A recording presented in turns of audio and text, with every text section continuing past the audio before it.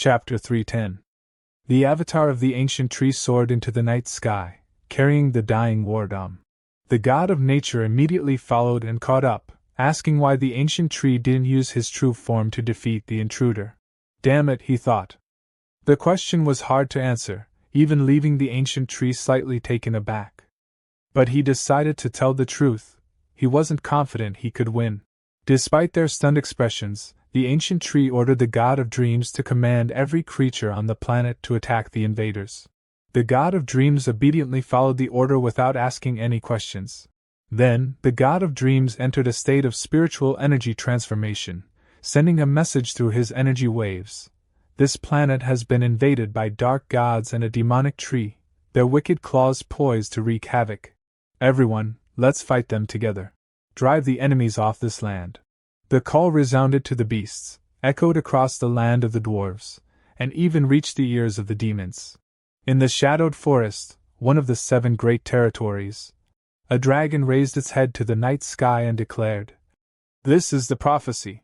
Standing atop the highest peak, it roared loudly, proclaiming that all who could fight must prepare for battle. Under the call of the oracle, all the slumbering warriors on Kanglin's star awakened. Spontaneous gatherings began as preparations for the true battle commenced.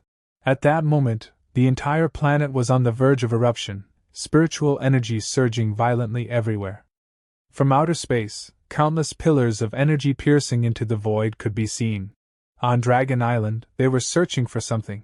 A honey badger happily lifted a red dragon egg in his hands, asking if it belonged to the red dragon. The red dragon was relieved that the egg wasn't damaged at all. The golden dragon also found several places filled with dragon eggs. The honey badger was ecstatic and wanted to immediately place the eggs into the energy pool. At that moment, Panis stood in the background. Perhaps she still hadn't gotten used to the strange beasts from Misty Mountain. It had been about 5 days since the battle with Dom. They were back on Dragon Island. There were also many creatures she had never seen before, and the divine tree said, "They are our companions." Panis was a bit shocked, seeing creatures that seemed to have stepped out of some ancient tale: a serpent with 8 heads, a turtle with a snake for a tail, and several killer whales with meter-long spikes on their backs. Of course, the one that bothered her the most was this creature, one she had never seen before. Cheesy, full of curiosity since laying eyes on her, rudely wandered around inspecting her. Then, he approached and asked, "Excuse me, miss, but how do you wipe your bottom after taking a dump?" The flower god immediately rushed over, praising Cheesy's unique perspective on life. Naturally, Cheesy struck a handsome and serious pose, trying to prove he was a man of profound insight. Luckily for Panis, there were still some normal creatures around. Xiao Lam smacked both of them on the head and dragged them away, apologizing to her politely. According to the Red Dragon, Dragon Island was originally a massive dragon. After the devastation caused by Dom, it needed a lot of time to recover. However, after the divine tree arrived, it became a land full of vitality once again. At this moment, the divine tree was listening to Qing Chang's damage report. After hearing it, he sighed. Even though the elves hadn't been around for long, they had caused significant damage to the earth. The divine tree also praised Yale, acknowledging that his development of black hole technology was advancing far faster than expected. It turned out that the spirit stones collected from the elves were the key to Yale's rapid success. The energy from these stones matched perfectly with his technology.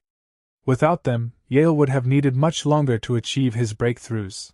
The divine tree then asked Xiao Ling and Yale who was commanding humanity this time.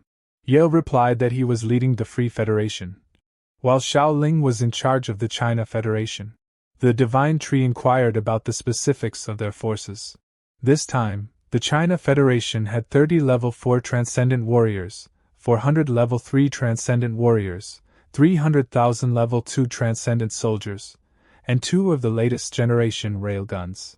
The Free Federation brought 50 level 4 transcendent warriors, 600 level 3 transcendent warriors, and 3 million level 2 transcendent soldiers. The land beasts were led by the 9-tailed fox and the flower god, including all the beasts of Misty Mountain and their allied forces. The sea beasts, on the other hand, were commanded by the kings of the ocean, headed by the Mermaid Queen. The barbarians also joined the march, with a total force of 600,000 warriors.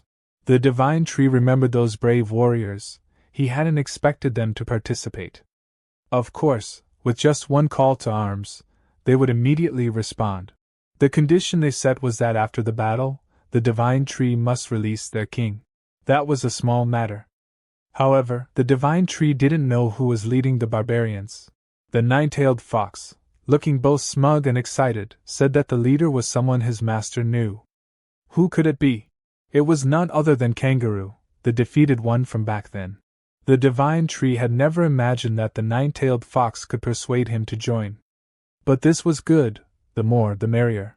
There was one final report from the nine-tailed fox. The monkey troop now had fewer than 50 members left. The white monkey had not yet recovered, so they couldn't join this expedition. Instead, the golden monkey had come to participate, all by himself. The Divine Tree sighed and reminded the nine-tailed fox to caution the golden monkey to act carefully and avoid reckless behavior like the white monkey. He was now one of the rarest creatures left. The nine-tailed fox, with a hesitant look, reluctantly agreed. Suddenly, Cheesy's expression changed, puzzling the flower god. She asked the handsome Cheesy if something was wrong. There was indeed something wrong. Cheesy felt an ominous, evil presence nearby, and a cold sweat broke out on his forehead. "It's behind us!" he exclaimed. A towering figure had appeared out of nowhere, exuding an aura of death. He muttered, "1,000 bamboo shoots, hand them over!" It was none other than Cheesy's eldest brother. This time, there was no escape for him. Ching Chong stood on the roots of the tree and asked the Divine Tree what their next move would be. The first thing they needed to do was avoid carelessness. The Divine Tree explained that the entire planet was under the control of beings who called themselves gods. To take over the entire planet, the Divine Tree wasn't sure how long it would take, as the forces here were far from weak. War would inevitably bring death. They had to win so that the sacrifices of their allies would not be in vain. And now, their first mission was to seize Dom's territory. Anyone who resisted, kill them. End of chapter 310.